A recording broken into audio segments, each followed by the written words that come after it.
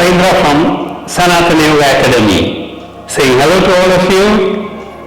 And this is the third part of my 5-part videos on dealing with the body while you are doing yoga postures or yoga practice. In my previous videos, I shared with you the absolute and extreme and essential importance of how to breathe while you are doing yoga practice. Then the second video addressed where to keep your mind while you are engaged in yoga practice. Today I am going to share with you a few things about dealing with your body while you are doing yoga practices. You might think, well, body is what we use to do the yoga practices. What's there to know about it? Let's just address a few points that might be useful to all of you, hopefully. So when you engage in yoga practices, we must remember, just like any other physical activity, yoga can be placing some strain on our muscles and on our joints and our nervous system. Because remember, the nervous system is the wiring for our body. So nervous system is the one that carries the signals from the brains to whichever muscle that you wish to move. And when the muscles move, the joints move. So during yoga practice, we have joints moving and muscles moving the joints. And the muscles are moved through the messages through the nervous system. So do we actually prepare ourselves to warm up our nervous system, activate, or perhaps even energize the nervous system? Or do we start our yoga practices with a half sleepy nervous system? Have you ever thought about that? So we have to activate our nervous system. Then we have to warm up our muscles. The nervous system might be activated, but the muscles may be tight because you are doing it early in the morning or you are not done yoga for quite a while. So you must warm up the muscles and you must also move the joints. Why do I have to move the joints? I am going to move it throughout the sessions. But why not move the joints first a little bit so that the joint, which has lubricating oils within the joint capsules, which is called the synovial fluids, they start flowing. So why not we start with some gentle moves with the body first before we start placing even more strain on the joints. So those are some of the aspects that I wanted to share with you. And how can I activate my nervous system? Do I run around? Do I jump around? Yes, you can do that, but there is a very simple technique that the yogis of ancient India have given us, and that is to chant the sound Om. Om is the sound, is called the primordial sound. I'll be doing a separate 5 to 10 minutes video on just chanting Om, but Om is a synthesis of 3 sounds, A, U and U. A comes from your throat, U rolls on your tongue, and in from your lips. I'm going to show you. You can sit comfortably with your spine straight. You can keep what is called the chin mudra, where your thumb and index finger come together. Other 3 fingers are thrown out. And I'll recite Om thrice.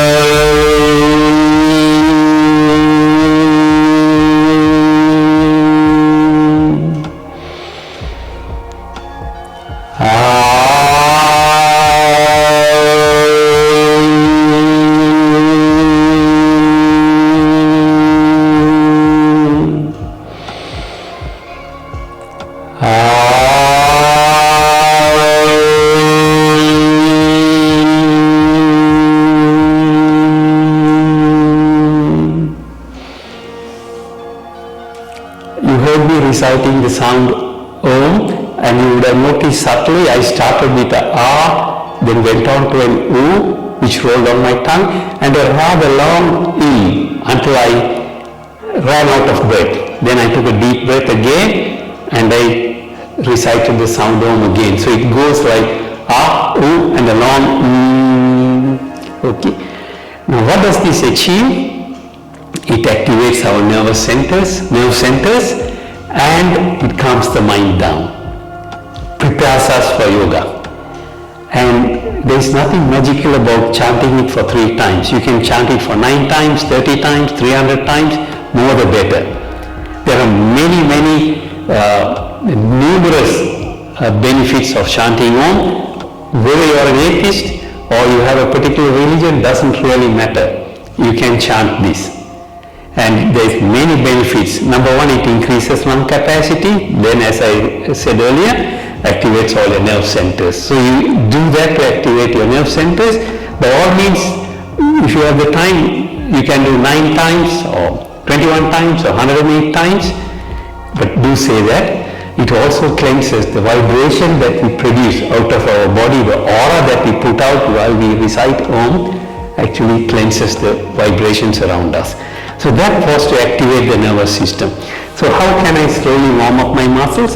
Very simple. I'm going to give you a very easy procedure to remember. You start from the front row of knuckles. That's the first joint that you will be bending when you do certain postures. So you start by flexing the front row of knuckles and then come on to the second row of knuckles and then your wrist, then your elbow, then your shoulder joint, then your neck, and after your neck you come to your hip, and after your hip you come to your knees, and after your knees you come to your ankle joint, and after ankles you work your little toe joints. That's all. It will take you 5 minutes. When I do this, when I do my personal practice, I do that for about, within 5 minutes I smash the entire warm-up. So every time I move my joint, I know the muscles around the joint are working, and as I move them, the fluid, the lubricating fluid starts flowing and it's preparing me for more strenuous things. So you can do this as a warm-up for any kind of physical activities. In fact, you can wake up every day, sit on your bed and do this before you start your day, or even before you go to the toilet. Because you must remember, there is a lot of studies that have mentioned and have concluded that the highest number of falls people encounter is when they wake up in the morning from the bed, and while going to the toilet for a wee, they fall down. Why? Because the nervous system is still sleepy and it's not firing signals properly. You trip and fall. So it's always good to do this. So I'll just show you very quickly. All I have to do is stretch my hands out at shoulder height, not bend, and just bend my knuckles 5 times. Then I bend my knuckles at the second row 5 times. Then I ball my fist up and down 5 times, sideways 5 times, rotate my arm and 5 times again. You can see all these muscles beginning to stretch. Sometimes they complain on a cold day. So that's my wrist down. Elbows is easy. Just inhale and stretch out.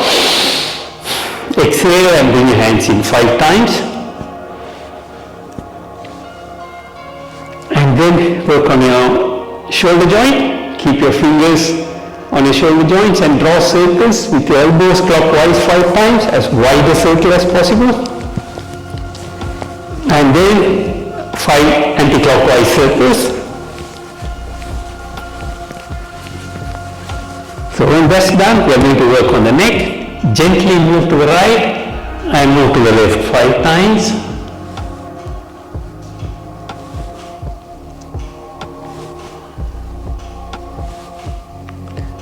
And once you finish this, you head up, looking up at the ceiling and looking down at the floor. So when you look up, inhale, look down, exhale.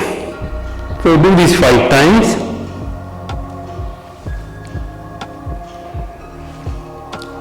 And then tilt your head, bring your right ear to your right shoulder, left ear to your left shoulder, and do that 5 times again.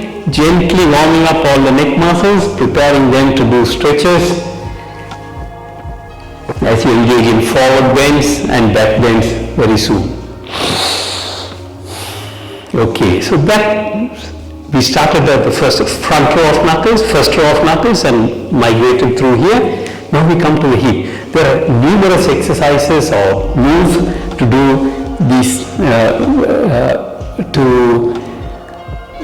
stretch the hip muscles around the waist and also open up your hip joint. Let me select a few seated poses. I am going to do what is called the seated gate pose.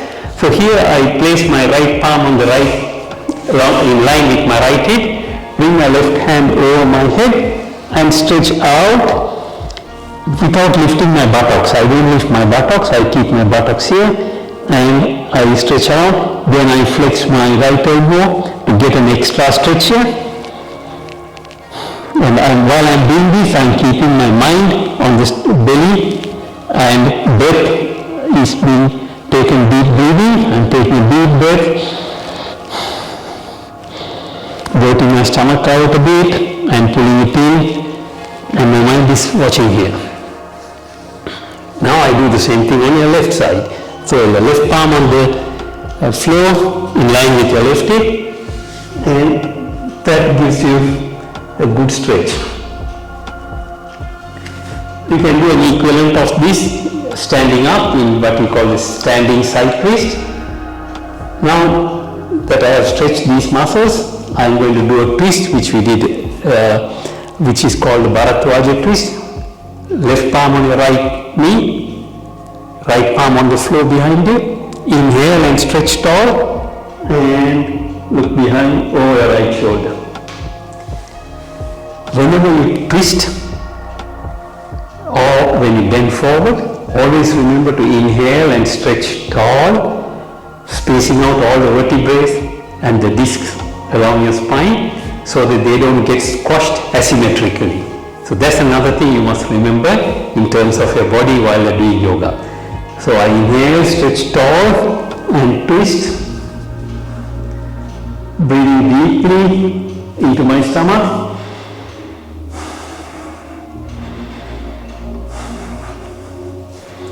My mind is seated on my belly button, watching all this breathing process, and then I repeat the whole thing on the left side again.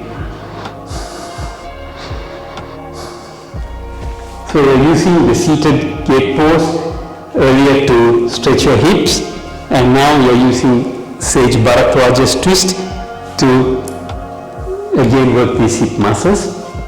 Now we need to also open up the hip joint and the inner thigh muscles and our quadricep muscles before we come to the knee joint.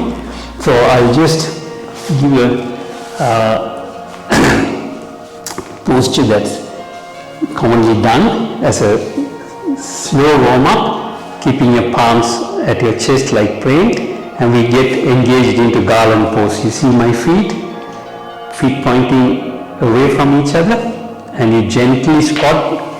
Now is the time you bring your you bring your mind out of your belly to explore for any stretches or pain as you squat, and come up gently. When you go down, inhale, feel the stretches and come up, exhale. Feel the stretches around your knee ligaments, in your quadriceps here, what we call the quadricep muscles, and your hamstrings and your pelvic muscle. So do that 5 times or 10 times, and then I want you to work a little bit more on your inner thigh muscles called the adductor muscles. Standing on your right big toe, just swing out. See whether you can swing all the way out, keeping your thigh in line with my body, and swing 5 times. Explore with your mind how your hip joint is feeling, how your buttock muscles are feeling when you do this. Some of you might stop here because this muscle is tight, or your buttocks tight, or your hip joint is tight. So you do that 5 times. And then we come to the knee. Just rock back and forth very carefully. Knee joint is a very finicky, very weak joint. It's not a ball and socket joint, it's just bone and bone sitting in shallow grooves. So you have to be very careful when you do this. the ligaments that are holding the kneecap and the knee joints are also very sensitive, especially when they are cold and not stretched. So after 5 rockings, go circles 5 times, and then you do it anti-clockwise. Now, while you are doing this, you have been standing on your feet. Have you ever wondered how to place your feet on the ground? That's what is foot lock, which I will be addressing in another video, but just a quick review on foot lock. Foot lock is when you press your toes and your heels, spike them strongly into the mat or the floor, and also the part of your foot that is immediately behind your big toe and your small toe. So that point and that point, your toes and your heels should be spiked into the ground. That's what foot lock is. So when you engage in foot lock, you are strongly rooted to the ground, and when you do these circles, you will feel a lot more stable. So we have exercised the knee joint. Now we are just left with our ankle. And it might look very simple. I will do it sideways so you can actually see it better. All you have to do is sit in what we call rod pose, fingers pointing straight, shoulders push back, square, and just stretch out your toes and pull them back in. Feel the calf muscle stretching, and you're engaging your ankle joint, stretching all the muscles and tendons around the ankle joint 5 times. Then I want you to rotate your ankles. Place one big toe on top of the other. Imagine your big toe is a big piece of crayon. Draw circles in there. Clockwise 5 times and anti-clockwise 5 times. Once you finish those, what is left with? You are only left with the little toes. So all you do is straighten your toes and bend them. Straighten, bend 5 times.